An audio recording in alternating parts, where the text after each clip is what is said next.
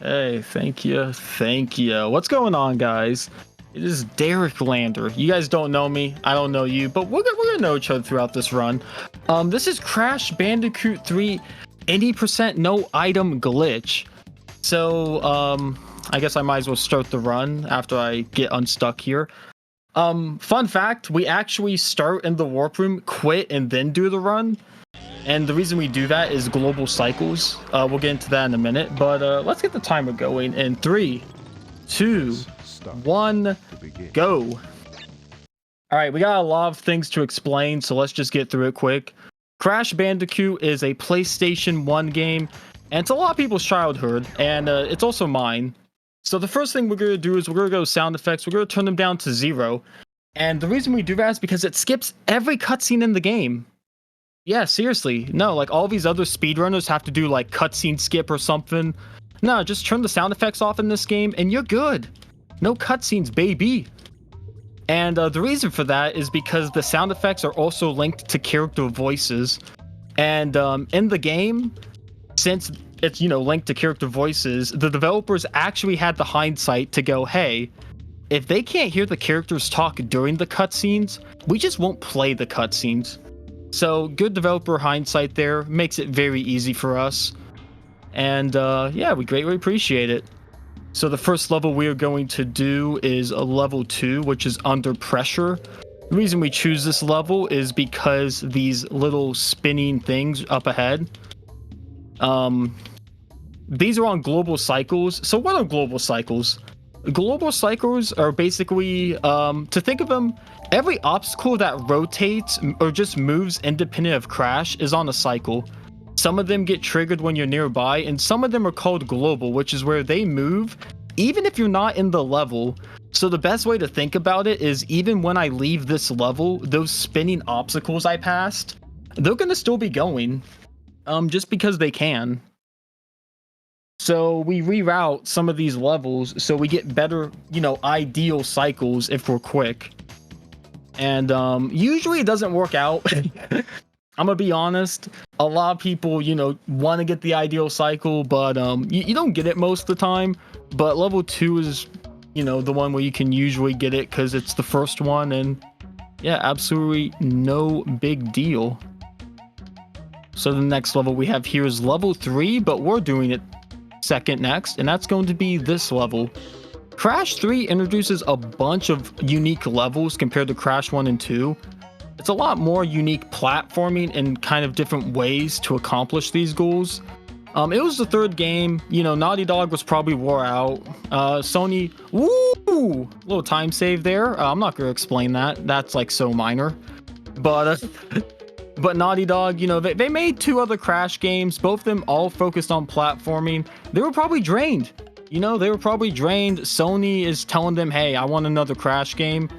And they had to figure something out. So when you don't know what to do, you just add a bunch of different, playable characters and just control schemes, which I don't mind. It actually feels pretty nice. Everything feels pretty smooth, solid, no big deal. And that's Oriental Express. We kind of just blazed through that level, try to keep up. And and next we got level 5, which is Making Waves. And if you thought the speedrun just couldn't get more confusing and more quick, we're on a jet ski now. So we was underwater as Crash. We was on a nice tiger, basically going over some walls with Coco, and now we're just on the jet ski with Coco. These are some of the few levels we'll be seeing in the future. There is about one more jet ski level we'll see, and there is also one more kind of, tiger running level, if you want to call it that. But for the first few levels, they want to introduce the player to all these kind of different gameplay styles at the beginning. So because of that, they just hit you with everything. It's just boom, boom, boom. And takes a little bit to get to the platforming. But once we do, and once we get later into the run, that's when stuff gets good. Let me tell you right now, that's when stuff gets kind of tight. That's when the obstacles become tough, and that's when platforming is going to be sick. But speaking of not sick, we have this level. There is literally no speed tech in this level. The other level, I was holding down square to kind of run through the level quicker. It's kind of the dash ability, and you just don't let go. In this level, there's really nothing you can do. You know, you can try to take better lines barely, but the majority of what you're doing is just holding down X. So like if you can do this, then you could have speedran that level. So you know, just a little pro tip coming in from Derek. And now we have the first platforming level, level 1. Good old level 1 Toad Village. So let's get into some more tech because I haven't just destroyed your ears with enough. The tech we're going to be using in the platforming levels is called the neutral slide jump. We call it this because it's a normal slide jump, but right when Crash is about to come up from the ground, we let go of forward. And that's because it kind of defeats Crash's main speed cap. Because in this game, Crash is supposed to have a speed cap. A cap where, you know, after he reaches a certain amount of speed, the game's kind of just like, hey, you know, you ain't going any quicker, bud. But by letting go of forward after a slide, we actually go over that intended value for a little bit. And the whole meta of this game is to do that as much as you can in these levels. As the levels get more complicated, we'll have to, you know, do some spins, do some other tech. But for the majority of platforming, we're going to see a lot of slide jumping. A good rule of thumb for Crash games is if you're just walking, you're slow. So near the top level, you'll see people very rarely just walk. And that was level 1 done. Level 4, we have the first chase level, kind of a Crash staple. We have Boneyard here, and the idea here is we need to avoid this dinosaur. But since we are going over the speed cap, he's actually supposed to be closer to us, so it's like, you know, if you make a mistake, he'll catch up to you. But I have such wiggle room with my speed, he is probably never going to catch us unless I royally mess up. So, no big deal about that. Another cool thing about this game that I should mention is the triple mask form. When you get triple masks in this game, you actually get an increase in speed by a significant amount, and it makes some jumps that are usually not possible. So a good thing we like to do in these runs is route based on where our mask count is. So here I have 2 masks, and assuming I don't take a hit, the next level we are going to do is going to be a level where I can get another mask in, just so I can get triples and just so I can be a little bit quicker, you know? And here we actually have some downtime as, you know, just good movement. And I'm not going to blast your guys' ears with any more knowledge. And that is another level done. That's Warp 1 done. If you think about it, we are 1/5 of the way done with this run. Absolutely no sweat. And here comes Tiny Tiger, which has some of the best music in the game by far.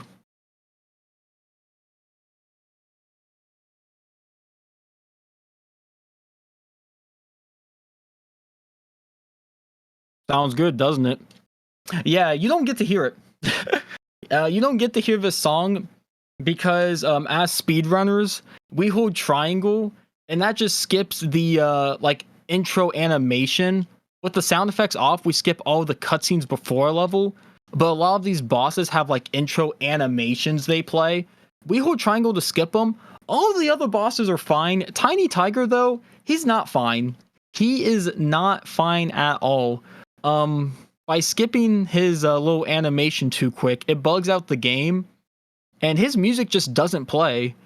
And since we have no sound effects as well, it's just dead silence for a good 35 seconds. So, yeah, that was awesome. But now we are out. Good old done with Tiny Tiger. And now we are going to move on to level 6. This is where the routing comes in. If I would have taken a hit, I would have done a different level. But since I have played flawless so far, we're going to do a level where we can get triple masks pretty A-okay. And we do that so we can start breezing through these levels. So more neutral slide jumps. And another technique, which is minor but is also very important at high level, is called zigzagging.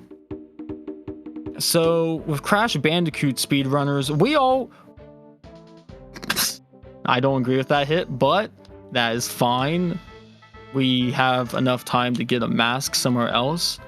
But I was going to say, in Crash Bandicoot, most speedrunners play on D-pad, and the reason for that is so we can zigzag.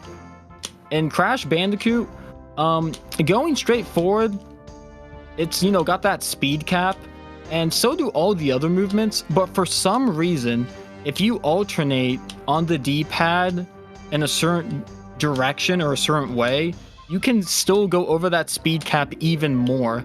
This whole run is basically just avoiding the speed cap at all cost. So for example, since we're going forward, we'd be alternating up right and up left, and we'd alternate back and forth in midair, so we can kind of extend our speed forward. Now we're going to move on to level 7, another platforming level. We've had a good streak of those so far. And now we have Hang 'em High. This level is a runner's trap because this is the first level that could actually kind of give you some trouble. And that's because some of these jumps up ahead, for some reason, they just love to drop your jumps. And we're not about that life, so I'm gonna try to play it safe. But I also want to be quick, so we'll see what we get. Also, triple masks makes these hang bars go much quicker because this is the normal speed. So good use of mask there. Get this guy. And also these carpets, they're supposed, to bounce you up. What cycle is he on? We're gonna wait him just so I don't have to waste a mask. Sometimes you can, you know, just run through there and he's fine. For a marathon setting, it's probably better we just waited. Because I want to keep my mask. I want to show the more clean movement. So that is Hang 'em High down as well. And now we got level 9, another platforming level. Don't worry, after this we'll go back to like the miscellaneous vehicles. So in this level, it's kind of a Egyptian level. These are some of my favorites, by the way. I mean, just the decorations on the wall look so nice. And also these black tires, we can do another tech called the neutral slide spin. For some reason, instead of jumping on the tire, if you spin instead, it actually makes you go faster. And when I say faster, I mean it's actually insane. So I'll try to show it off here. Look at that. That was so quick. How does he do it? But now we have triple masks, so now we're going to blaze through this level. Another good benefit of triple masks is that these doors would usually open and close kind of just sporadically. But since we have triples, it's kind of programmed in the game to be like, okay, you know, he's invincible. All the doors remain open. If you don't have triples, you usually have to wait behind the doors. And it's a good like 15 seconds. Some of those doors, they're not quick. But we get done with that level. Not too shabby at all. And so far the run's been good. You know, we took one accidental hit, but other than that, solid as can be. So why don't we go back to another Coco level. This is Midnight Run. It's gonna be the same as the last run. Yeah, welcome back, Jane. Yeah, I see you. I see you. But we have another kind of Coco Tiger level here. It's going to be same as the last one, where basically we just charge through everything. The only difference is that the obstacles have kind of expanded. We have a lot more obstacles to get through, and a lot more obstacles to avoid, because we want to get our masks through this so we can use them in the next set of levels. So just need to avoid some of this. This level is also a personal favorite of mine. Cannot complain about this one. Get the one up here just because I can. Get the crystal. And we're good. 100%. Hey, that's what I'm talking about. That's what I'm talking about, Jan. That's what I'm talking about. All right, get that done. And now we have probably the most controversial level coming up, or I should say levels. We have the motorcycle levels. Now, these motorcycle levels, I don't know if I'm the one to defend them. I'm gonna be honest. Instead of breaking boxes or really doing anything else, the goal is to win the race. And if you win it, you get a crystal. If you don't come in first place, you have to do the race all over again. Suffice to say, a lot of players don't like these levels, and I can't really blame them. They're way different than any of the other Crash levels, and they're not really my favorites. But since I am a speedrunner in this game, I've had to get gotten used to them. So here, I'm already in first place. So we're kind of chilling. Once you get the green super pad, the game kind of expects you to lose it through the next upcoming obstacles. I'm struggling today, my bad. But if you get that green pad, the developers expect you to lose it, so they put, like, you know, cop cars in the way.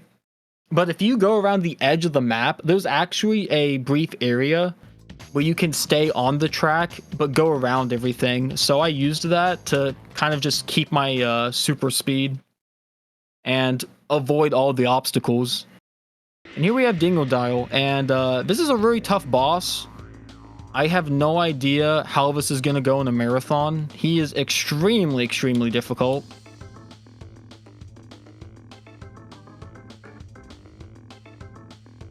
Oh, wow. Oh, man. Tough boss. Tough boss.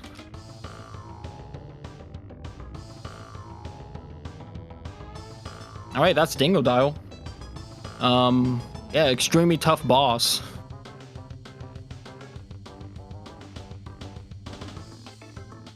So I might as well explain it. There is a way to get a higher jump in this game. It's called the glitch high jump. If you do a slide jump and you spin and jump at the same time near the peak of the jump, well, I guess slightly before the peak, you just get extra height. And during the Dingodile fight, this was made before, like, invisible walls became like a mainstay, you know, in video games. And because of that, you can kind of just go over those walls and wreck Dingodile up. He has absolutely no chance to give us any competition. And he is probably the easiest boss. Probably even easier than the first one, just because of that technique. So rest in peace, Dingodile. Would have hoped for a stronger challenge next time, but it happens. And now we have little baby T-Rex here. It's another kind of old dinosaur level. Baby T is pretty cool, so that's why we lose him. He's pretty, like, cute to look at, but for speed running, he's not really too fast. He's about the same speed as Crash, but I just prefer not to have him coming up here. It's pretty negligible if you want him or not. I just choose not to. And here we have some actual tight platforming. And I do mean tight because even though that looked slow, I'm telling you, you don't want to take those nitros quick. And now we have another back chasing level. Nothing too special here. Those little blue pads actually increase your speed. This whole game is just speed. Seems like everything in this game is trying to get you to go quicker.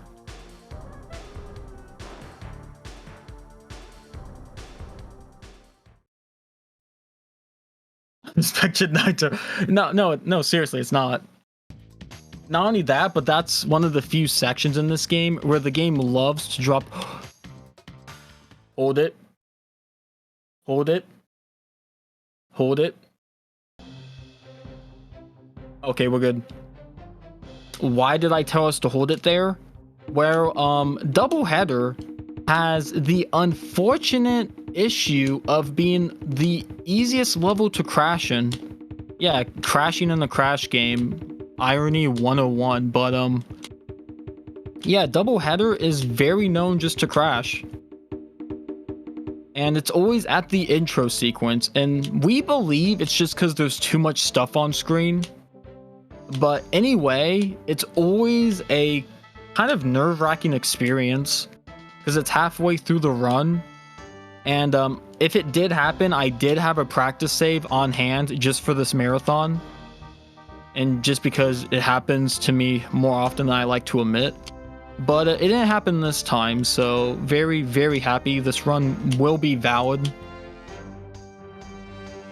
And other than that, we are going to do some more slide jumps. You can kind of hug the side of the terrain in these levels.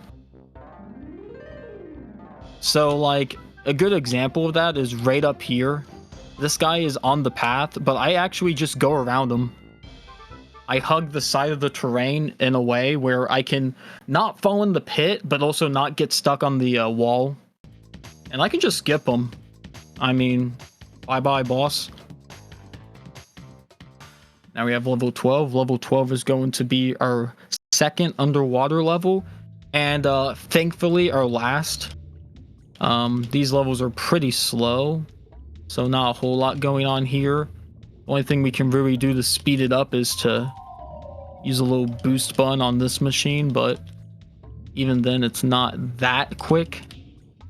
Also bad cycle.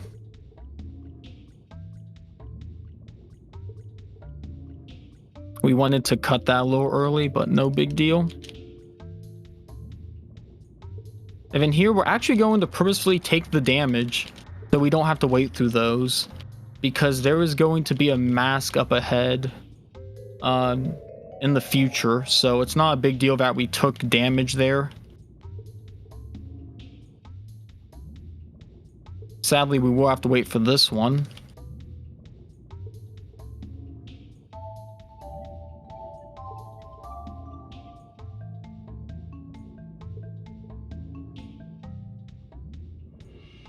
And we're gonna cut this close. Try to get through here before we take damage. Good, speed up. And there we go. That's a pretty clean section, if I do say so myself. Here we're actually going to wait. It looks slow, but I promise it's fast because we're destroying nitros along the way. So we can boost through all this, and we're done. So far, the run's been pretty good. Must admit, haven't had too many problemos. And the next level we are going to have is level 13, which is going to be nighttime. Or something like that. I don't know. I don't remember the name 100%. This level's pretty cool. It's another platforming level. It's kind of like Hang 'em High, which we already experienced, except it's at night this time. Also, we have the double jump ability, which I don't think I've ever used until this level during the run. Also, cool little glitch here. Look at that.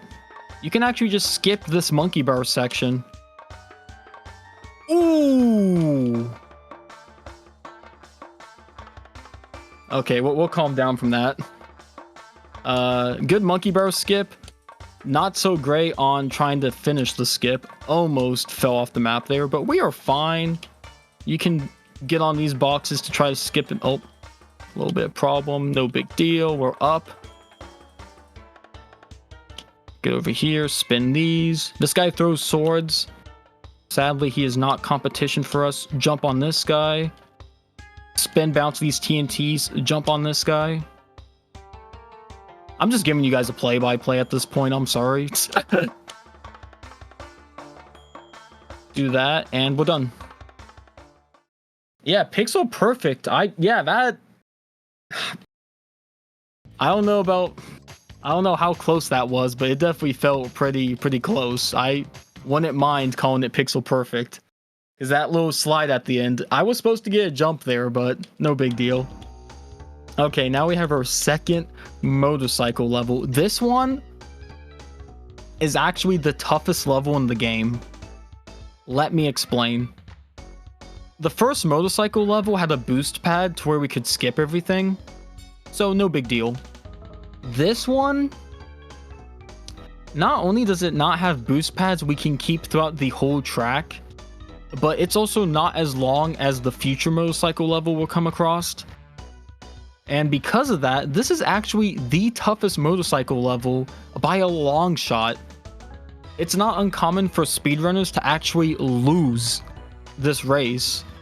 You know, just because you make one simple mistake. It doesn't happen often. I'm gonna say it doesn't happen often. I haven't failed it in probably months, but I remember a time in my career where this was always up for debate. So this level is not to be messed with. So right now we're doing pretty good. This guy's going to bump into me. That's exactly what I'm talking about. These guys kind of just get in your way. They're just annoying. No way around it. But here we can go around this cop car, no big deal. And the race should be finishing up soon. And good news is that I don't think we're gonna lose it. No, we are not losing this at all. Okay, good. It's been months since I failed it, but newer speedrunners will know the pain of failing this race. Quite embarrassing. But we're good. We are good. No big deal. And that is going to be our 15th crystal. And we are basically halfway through this run. We're kind of cruising. So yeah, I've actually never played Crash 4. Can you believe it? The Crash 3 guy has never played Crash 4, sadly. I hear it's a good game, but have not tried it myself. It's time for a new speedrun to learn. Yeah. I hear it's a good game, so we'll see. Maybe it is time. Alright, so next boss we have is In Trophy. He is the third boss of the run, and it's kind of sad to say, but in Crash 3, a lot of the bosses are jokes.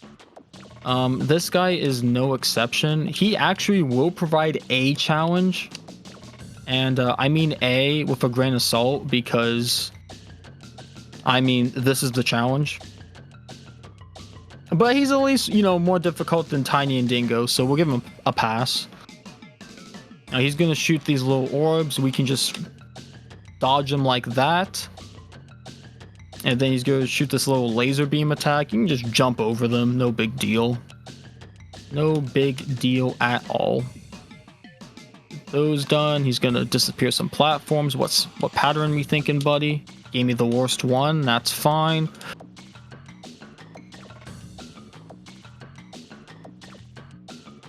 And that is boss 3 down. We got 10 levels to go and 2 more bosses. When's task drop? I don't want to talk about the tasks. I do not want to talk about that task. Oh, speaking of which, I am wasting time. We're gonna go to level 20. I had a little routing mistake there. I could have gone to 16 and done Sphinxinator, but level 20 is a much tougher level, and I'd rather just get it out of the way first since we have double masks. It's also a good chance to lose my masks, so I'm also expecting that. You know, we'll play it a little safe. Just a little, just because I do have 2 masks. The good news about this level is that even though the water level rises and falls over time, when you have triple masks, it just stops. The water level stays down, so it's prime time to just get through as much of this level as possible so we don't have to wait in the future. So here I'm trying just to go as quick as possible because I really don't want to play any more of this level than I have to. Oh, look at that.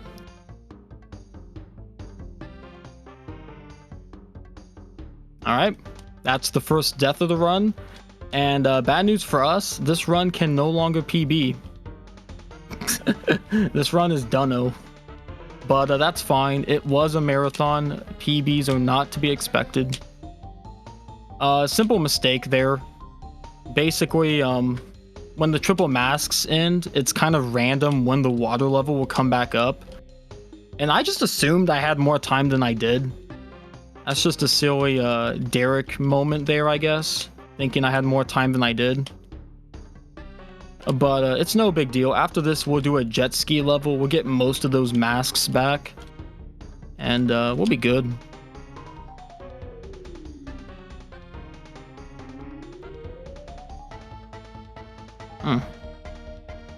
I just realized the mistake I've made. Okay, we're fine. But yeah, Tomb Raider, I'd say, is the toughest platforming level in the entire game. And yeah, it's really unique though. Seriously, the idea of doing a Egyptian level where the water level rises and falls, kind of neat. Kind of neat, but definitely not easy. So next we're going to do is the jet ski level. Just wanted to make sure that was the jet ski level. And we're gonna do this because we have no masks.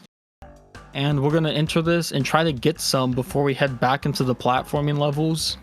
So this is where the routing comes in. You just don't want to do the platforming levels, you know, unless you're ready to go.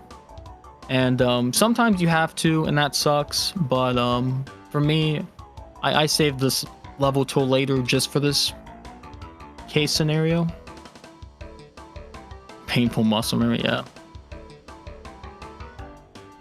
It indeed is. Whoa, axe. Okay. So that's mask 1. Even if I'm not mistaken, we can get a second mask in this level, so we'll be no problem. Another jet ski level. Nothing too much to talk about these. I've already kind of ripped on them when I said you just have to hold, you know, X to beat them. Still applies. I'm not gonna sit here and say that, oh dude, it's tougher this time. I mean, there's more obstacles, but not too bad. Then after this, we'll head into some tougher levels. And it will be no problemo. But I hope everyone else is having a good day. My day's been pretty decent, cannot complain.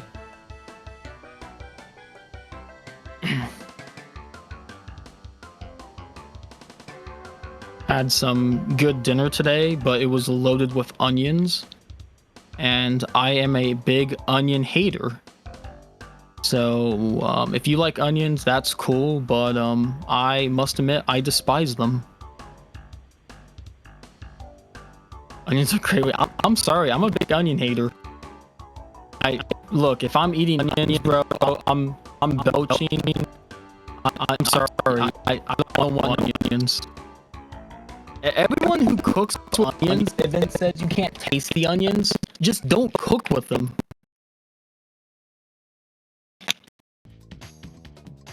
No, I'm doubling down. I am doubling down. If your whole thing is you can't taste the onions, then don't cook with them. Oh yeah, the insane jet ski. Ugh.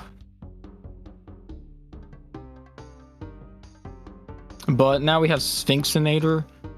Sphinxinator is another fan favorite level for me. Just gives her yeah. Can't blame them. I not mess with onions either. A little skip there. We can skip doing that section how it's intended. Jump over this. Get past this guy. Take these stairs hopefully quick. Ooh, look at that. Get past these boxes, no problemo. We're kind of cruising right now. And yeah.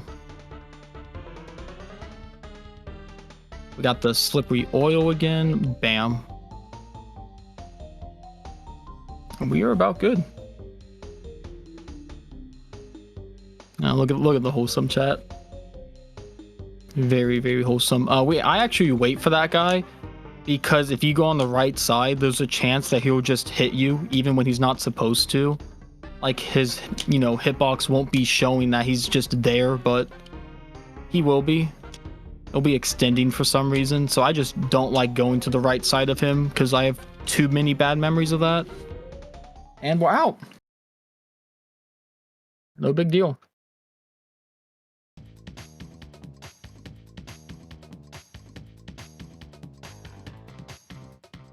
And now we have Future Frenzy, the first future level. We have 2 of these coming up. Oh, I say 2, but this is one of them. We're gonna wait for this thing so we can get on a good cycle. Everything else is going to just line up perfectly now.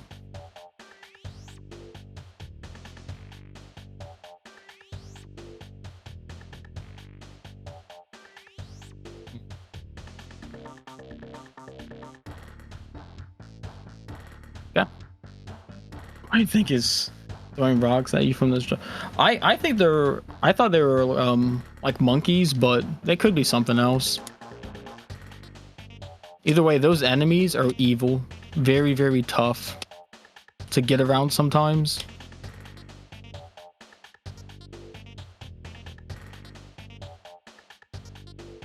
But no, this future level, this is where the I'd say the level like density starts picking up. There was just so many more enemies in this level and obstacles to get around, and it gets a little ridiculous at times. But luckily, thanks to a lot of these crash abilities, we can kind of just, oh yeah, you want to do that to me? Ooh, that was close. Yeah, the future levels are very, very packed, dense as well.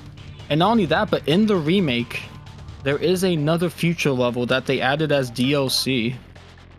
And it's not in this game, obviously, because, you know, DLC, but that level is even worse. It is very, very tough. But we're coming to the end of this one. No, we'll just wait. Yeah. Cool. Not too bad. Not too bad. The Plat Relic. Oh boy, too many fun memories. All right, now we have the first flying level of the run. These levels, they're okay. For the first one, we have Coco. Coco needs to shoot down 7 blimps. Star Fox. I don't know if calling this Star Fox is being rude to Star Fox or this game. But we gotta shoot these blimps down. There's 7 of them. You're supposed to try to like go out of your way and just get closer to them, I guess. And the reason I say that is because the box placement in these levels are kind of like sporadic. Like they expect you to really explore the terrain. Since we're speedrunning, however, we can really just hit these guys from a distance and basically be in this level for bare minimum. Because the blimps are kind of in a semicircle formation. And since they're in a semicircle formation, we kind of just stay near the inside of that and do kind of a U shape instead of actually exploring the level. And now we have the 4th warp room boss, Engine. This boss fight is awesome. I've been ratting on the boss fights recently. I've been saying how, you know, they're kind of weak. But not this one. This one, I have very, very positive things to say. Not only is he a challenge, but it's very nostalgic to me as a kid. I would actually replay this boss fight multiple times just because I am such a big fan. We got Coco in the spacecraft. We need to shoot down Engine. He's got all these rocket pods. Once they're yellow, you can hit them. And when they're not yellow, you can't hit them. For speedrunning, we want to get the more powerful weapons out of the way and leave the rockets for last. So that includes getting this side thing over here. Get that out of here. We want to get the bottom thing here because this thing deals a bunch of damage. And then we want to get the thing on the right here as well. And now we just have the rockets. And the rockets are really easy to kind of just dodge or accidentally destroy. So this boss fight should be ending very soon. But yeah, big fan of this boss fight. This boss fight is so nice. And we're actually going to get through it quicker than usual, so that's good as well. And it's a very unique and memorable fight. I would agree. Big fan. I don't think I could be more of a bigger fan. But alas, all good things come to an end. And we have 5 more levels to go. Only 5. Feels like I just got on stage and started bothering you guys with my terrible commentary. But you know what? It's been fun. We'll finish out strong.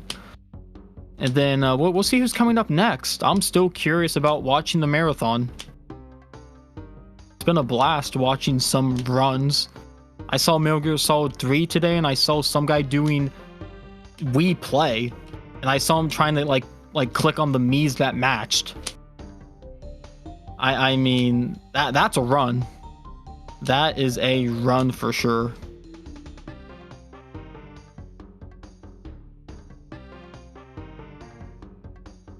But here we have Bug Light.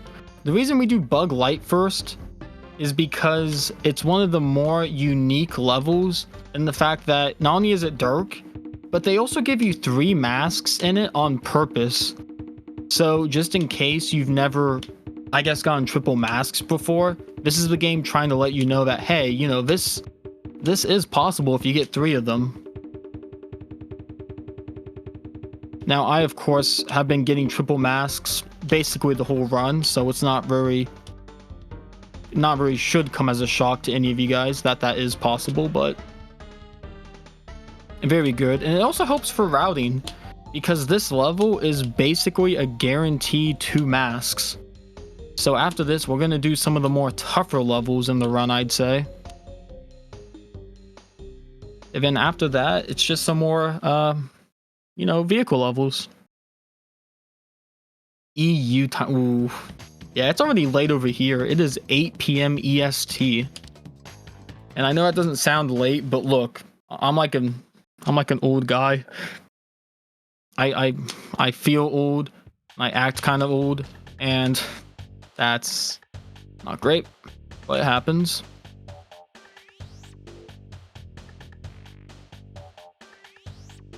So since I took a hit there, I need to watch out for these guys now.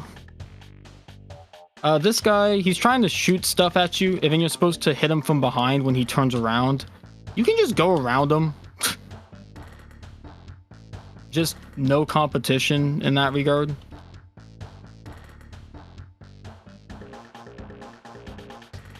Still think Crash 3 has the easiest of the dark. I think you're probably right, because Crash 2 has a lot tougher ones. This is our second to last platforming level, and should be about no big deal.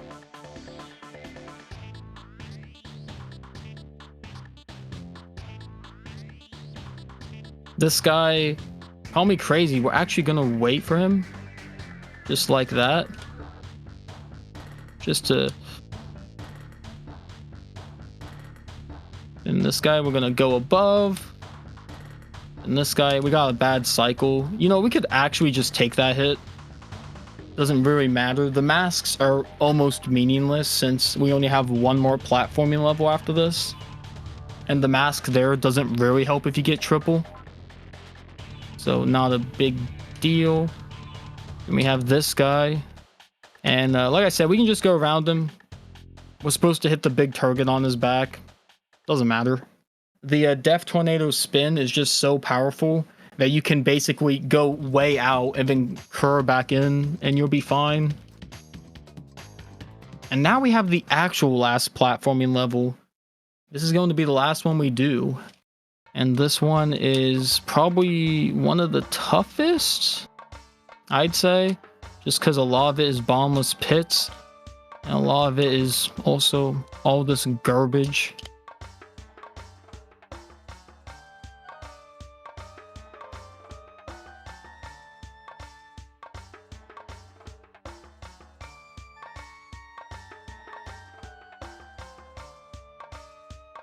Nice. Beautiful. Here we're gonna do a little sequence break. I say sequence break, but it's just messing with the camera. Ooh, No, we won't. There we go. Okay. There we go. You can belly flop underneath the blanket there. And it will actually put you on top of the blanket and kind of bounce you up. So that's pretty useful to skip a small section there. And we want to watch out for this guy. And yeah, sure, we'll body slam. And we'll also jump off the map. No big deal. We're actually still going to be way underestimate, because I actually predicted us crashing in that one level I was talking about. And reloading the game is slow, so I wanted to be safe. So that level was pretty ugly. I'm not going to sugarcoat it. We definitely got destroyed a little bit, but that's fine. Next, we have level 22, which is going to be our last motorcycle level. Since it's the last one, you expect it to be more difficult, but it's not. Since this motorcycle level is much longer than the previous ones, it's actually easier to pass them because you're given more time. So I'd say this is one of the easier motorcycle levels by far. And not only that, but it also does have boost pads that we can just take quite a ways. Oh, and just, yeah, this level's good. Also a little neat trick here. We can actually keep your boost when you're expected to lose it. Like that. When you go off that ramp to go over the hole. Okay. Well, now it looks less cool. Now it looks way less cool, but if you avoid the ramp and you go kind of specifically on the outside in a certain way, you can keep the boost when the game expects you to lose it. And that's very useful, because if you decide not to run into the side of a police car, you can actually go pretty far in this level with the boost. I decided I want to run into the police car. I will say it's a skill issue, but also you guys probably wanted to see the funny animation. Well, we'll just say it was something like that. Jeez. And then here we have some last upcoming ramps, but I don't feel like taking them, so we're gonna take them anyway. That's awesome. All right, doesn't matter. Doesn't matter. Fine. Yeah, no skill issue. No skill issue. No. I mean, I'm gonna finish like 10 underestimate, not 10 underestimate. I'm gonna finish like 8 underestimate anyway, so we don't need to talk about it. When's the all unique death showcase? Bro, that'd be cool. That'd be very cool if that was actually a run. All right, here we have the last level before the Cortex fight, and it's another plane level, except this one is much more annoying. If the Coco one was kind of just simple and basic, this one is not, because these guys are on cycles, which means that you have to try to find a good way to do them, and they move sporadically in like circles of their own. This level has been rerouted so many times in speedrunning, I shudder to even think of the number off the top of my head. But it is extremely too much. This level has definitely been one a lot of us, I don't want to say struggle with, but just haven't been consistent at. So far we're doing good. The general route for this level is to get the 2 ones on the west side, like we just did there. You destroy these planes by hitting the good old engines. They're kind of tiny, but you can see them. These biplanes, meanwhile, will shoot us, and they actually do a bunch of damage. So right now I'm at 36, which would almost be nerve-wracking, but there's a health pack right here. And no big deal. And then we got this last plane, which we are going to try to loop around and hit the back of it. There we go. So we end up perfectly behind it to take it out. And there we go. Not too shabby. And now it is just final boss time. Good old final boss. And timing will end once he goes in the pit and I collect the final power-up thing. It's a little like square. But yeah, this final boss, it's not too bad. Nothing too much going on here. You got Aku Aku and Uka Uka fighting each other near the middle. And we have Cortex shooting these projectiles. He shoots exactly where you're at. So if you just jump in the air, he'll shoot them like so high up you'll never get hit by them. So not the brightest invention, Cortex, not the brightest idea. But you knock him in the pit 3 times and you'll be done. This fight's pretty unique. It has good music. I mean, this music's bopping. But also the fact that Aku Aku and Uka Uka kind of attack each other differently each phase. So the first phase, they were kind of doing some Star Wars like laser projectiles. This one, they're just going at it, man. I mean, they're just a ball, just a big sphere. And I think it goes without saying, but if you run into that, you will die. So we want to avoid them and let them duke it out while we go for Cortex. And now we're coming up on the final phase. And looking at the time, it looks like this wasn't the best run. But since we didn't crash and since we did have a really good early game, it's going to be pretty good. Going to be pretty good. Early games matter. Practice the early game, people. It matters a lot. And Cortex decided to put a bunch of mines in my way, so he's actually going to stay alive a little longer, and now it's time. And that is going to be a GG on the 51-16. If we decide to go to SRC just because we can, that is going to be, it looks like, what is that, 60th place out of like 400 people? So still a very, very good run. A lot of mistakes, but mistakes happen. And overall, cannot be too upset. 51-16. Yeah, I wouldn't discredit yourself. Yeah. I think you did really good, and you know, you're like 6 and a bit minutes over or under estimate, yeah. of course. Yes. So yeah, this was I was only a minute off of PB. Wow. Which is cool because the early game was just so good. I would go as far as to say I was probably like a minute ahead of my PB in the early game. Just a few fumbles near the end, but other than that, good run.